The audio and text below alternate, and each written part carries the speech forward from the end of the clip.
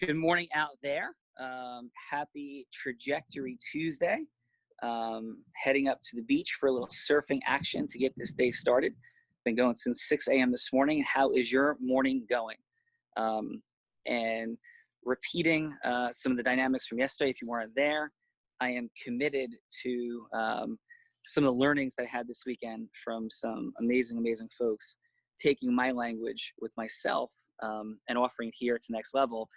That I want to commit to being in a state of magic, amazingness, great, fantastic, gratitude, all these things at the highest levels. And I think for so many of us, it's incredibly easy and simple to fall into a pattern of trying to be like accurate and be like, well, how are you doing? Like, yeah, I'm doing good. You know, this is good. That's not great. You know, and we create our own reality. So I'm in a space of offering a challenge to all of us to try it on for a week. Just being like, yeah, I'm great, because we are. You know, we don't have to like forage for our own food. We don't have to, make our own salt, which is something I heard Tony Robbins say many, many years ago. It like really resonated with me. Like, imagine if we had to like mine for our own salt and create or like kill our own food and like make our own clothes. We live in this amazing. Got a little bit of feedback coming in from somewhere. That's an amazing. Okay, an amazing state of acceleration, progress, gratitude. All of it is present for me on this Trajectory Tuesday. And I think I just heard Fernando, who's returning from a beautiful few days with his family. Fernando, what's up, brother? Yes, sir. I am here. I am excited. I've missed you all greatly. And it's awesome to hear your voice, Sean, and see you out in your family getaway in LBI. Yes. And I'm giving my daughter the amazing blessing of the magic we created years ago and some time with our friends from graduating. So, nice. My couple of beach houses are occupied. So I'm staying at the very magical place and space of my grandparents for a couple of days and enjoying that. Surfboard in tow, heading up to paddle out a little bit. And here is, yes, Nani and Pop's amazing abode that in 1975 was purchased. So magical, soulful space. But more importantly, Fernando, for now, how was your incredibly magical time with your family? What was happening? Sean, it was nothing short of magical. We jumped off 30-foot cliffs, off a waterfall. We walked on top of a waterfall. We hiked 800 steps with my entire family and my girlfriend. It was the first time Martha came with us on a family trip. I had the pleasure of investing in renting 2 boats as we went out to Lake Seneca. And I had the pleasure of seeing my dad drive a boat for the first time. Martha jumped into a lake for the first time. We got like these little floaties in the back, and we were doing really reckless things and flipping each other over. And it was a lot of fun, and just seeing all the memories and just seeing like the ripples effect of leadership. By the way, Fernando, I hate to interrupt. Can you help me cross the street? Yes. So am I clear? You are clear. All right. You are clear on both sides. I appreciate that. So go ahead. Yes, sir. And overall, it was just magical. My family, I was telling Martha, my family is the type of family that we're like, hey, let's just, divide the checks between like the 4, leaders in the family. And, I was the first one to kind of lead and say, hey, I'm going to take care of this entire day, invested in the boats, invested in the floaties. And it started a ripple effect. My dad ended up.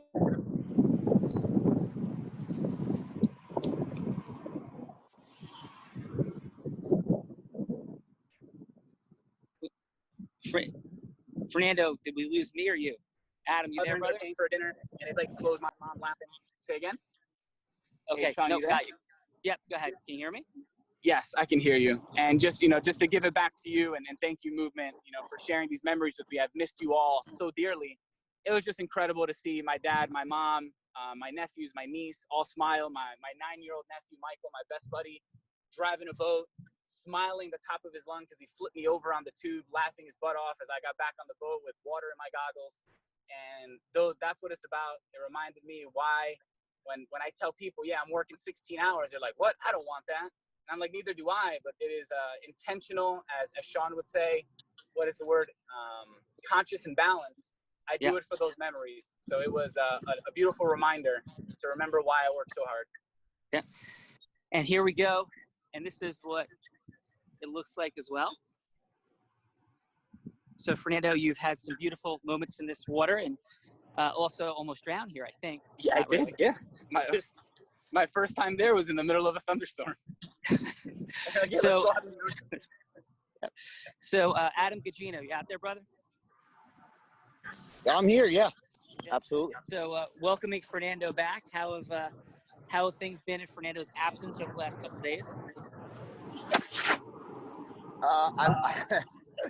I would say heavy. Doing an amazing job. Awesome. Heavy. So as we drop in with everybody out there, so like, why are we talking about this? What does that have to do with you? It has to do, first of all, with intentionality around the magic you're creating. Right? And guys, a little bit of feedback from the back. Yeah, there we go. Intentionality about the magic you're creating.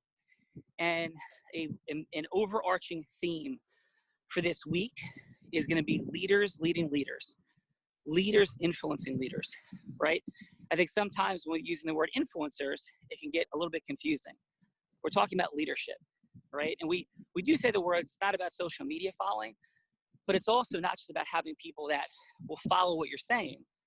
It's also a question of where are these people in their own leadership that you're beautifully, effectively adding so much value that they want to work with you. They want to combine energies, forces, intention, resources with you to do things together, right? So that's what we're talking about for this week in a huge way. And on that front, a jump off for us is the distinction, which I was talking to Adam about this morning, the distinction between persistence and chasing people, which is really the indispensable element of integrity-based scarcity, right? Of non-attachment to outcomes. And so I want to explore that for just a couple minutes this morning. And in the chat, if you could drop, for you, in one sentence, right? What does integrity-based scarcity mean to you? We say scarcity. What does it mean to you? And how, and in that prism, what is it that we're talking about in terms of persistence versus chasing people?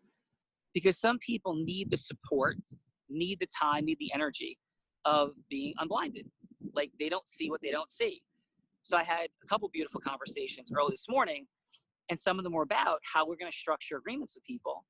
And, you know, some of the feedback I was getting was like, this doesn't make any sense for us. It's not right for us. I said, well, yeah, but it is right for us if we go back and help them see this piece. And if they were to do that, then the deal would make sense. The agreement would make sense for everybody. It'd be win-win and massive mutual value. I don't perceive that to be a space of chasing because we're adding some elements of truth. Like we're unblinding to truth, right? On the flip side, if there's an energy where you're like holding somebody, pursuing them, seeking to gain their attention, they're pulling away, right? That's the space of chasing, attachment that we have to lose. You know, if you're looking, if you feel like, you know, I've seen this with certain people in my family, that they'll literally physically, lovingly, like grab somebody by the wrist or the arm to keep them in a conversation. I was like, hold on, don't run away, don't run away, wait a minute, like, right? And what does that make somebody want to do? It makes somebody want to run the other way, like sprint the other way. So the energy of attachment to wanting to educate, share with somebody, right, is something we need to pierce, even if it's just showing up that way for them. And so a beautiful and incredible and integrous way to do that is to make sure if you desire, let's say a partner, like an ecosystem partner of yours would be an architect, as an example, right? And you meet a wonderful architect. Well, the greatest way to make sure you're going to have the listening of somebody effectively is to be making sure that they perceive that they are not the only person with whom that you could do business or create a relationship integriously. And so if you're seeking an architect, go find 5 great ones. And maybe you could do business with all 5.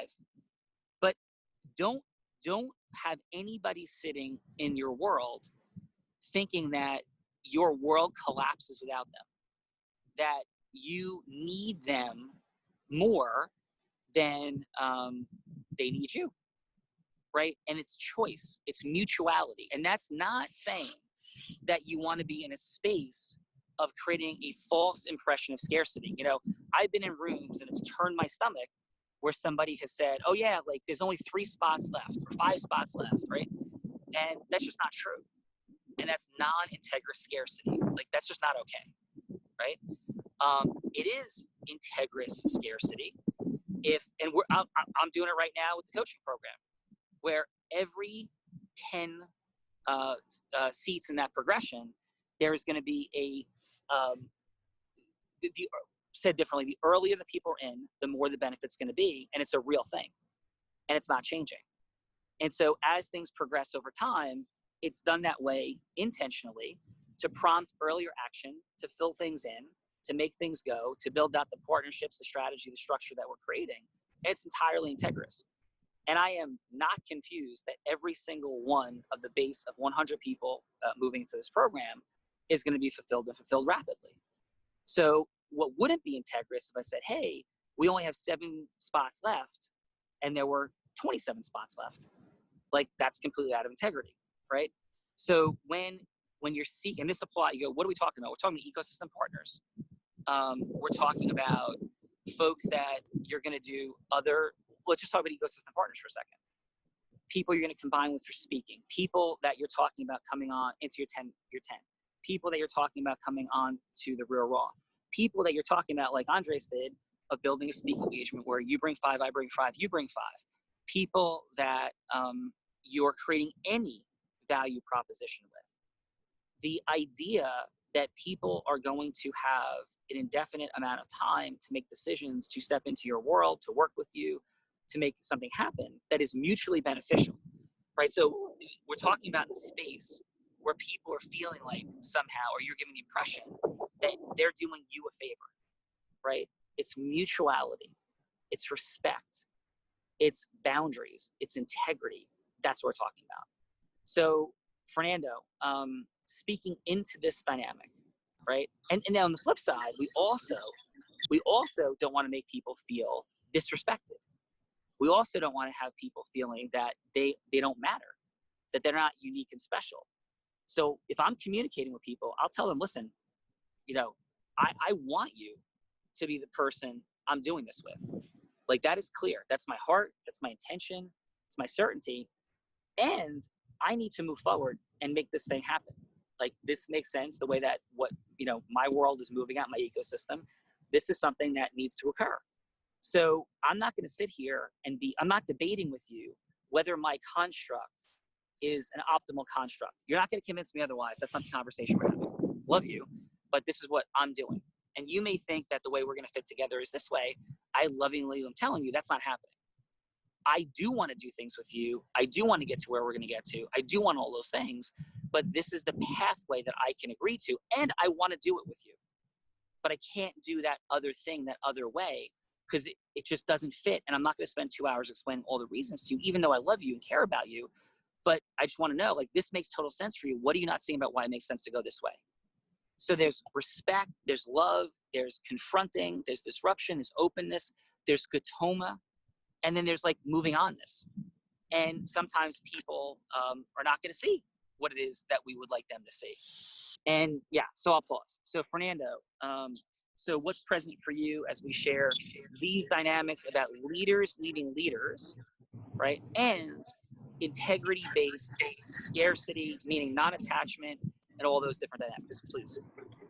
Yeah, so love this conversation. Love the idea of leaders leading leaders. I believe, in my apologies for the noise as I'm in my car, just picked it up, I'm driving. Regarding leaders leading leaders, I think that is something so important. That's what's happening, here within, this group. That's what we've done as we've built Unblinded.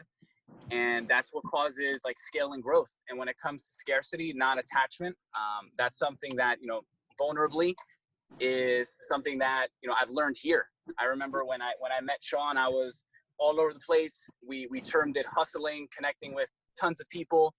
And it wasn't until, we continued to have our conversations, we confronted, we, said in truth, what we wanted and what we were willing to do for it, that agreement became present. And regarding boundaries, that's important because sometimes as, pleasers, as, a lot of us, I'll speak for myself, may have the tendency to do at times, it's important to know and say, confidently and with certainty, this is what I want, this is what I'm willing to do, and then move forward with it. So I'll pause there, Sean, and kick it back to you. Yeah, and Adam, how about you? Like, we talk about leadership, these structures. What say you? Yeah, I mean, I have to reiterate, this is what we're building here. Influence is a superpower, and for sure, leadership needs great influence. So I love the language and using it when it comes to scarcity. Again, you gave an example that I've been giving. It is absolutely credible when you're talking about your value, you as an individual, like what are you valued at? And if you know that your time is worthy of something, then if you're focused too much of your time on one person when there's 7 other people that could need your help or need you, then you have to weigh that out. Like, is that integrity for yourself to be putting all your energy on one person when 7 other people are really, maybe not desperate for you, but really, really need you, and you're lacking in your attention to them because of your focus on that one person? And that could translate not just into business, which of course it can, right? But into your life as well, with family and friends and relationships.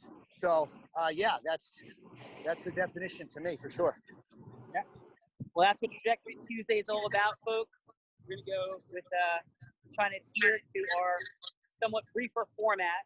So this is all about leaders leading leaders, and I got a quick 15-minute window that I'm going to enjoy low tide in Long Beach Island, New Jersey. We got a little right break going on, and have an amazing day living integrity-based scarcity. Love you guys. Have an awesome, awesome Trajectory Tuesday.